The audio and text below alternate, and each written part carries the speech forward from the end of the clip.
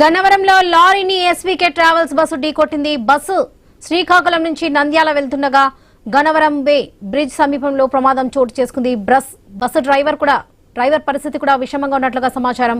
బస్సులో 40 మంది ప్రయాణికులున్నారు. పలువురికి తీవ్ర గాయాలయ్యాయి. ఇదే సమయంలో బస్సును వెనుక నుంచి కారు ఢీకొట్టింది. కారులోని ప్రయాణికులకు గాయాలయ్యాయి. క్షతగాత్రులను ఆసుపత్రికి తరలించారు.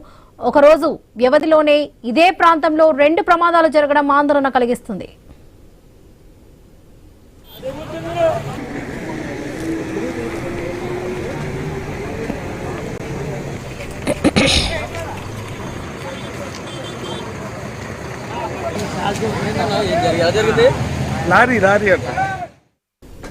గన్నవరంలో లారీని ఎస్వీకే ట్రావెల్స్ బస్సు ఢీకొట్టింది. బస్సు శ్రీకాకుళం నుంచి నంద్యాల వెళ్తుండగా గన్నవరం వే బ్రిడ్జ్ సమీపంలో ఈ ప్రమాదం చోటు చేసుకుంది.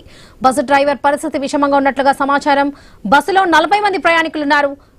పలువురికి కూడా తీవ్ర గాయాలయ్యాయి. ఇదే సమయంలో బస్సును వెనుక నుంచి కారు ఢీకొట్టింది. కారులోని ప్రయాణికులకు కూడా గాయాలయ్యాయి. క్షతగాత్రులను ఆసుపత్రికి తరలిస్తున్నారు.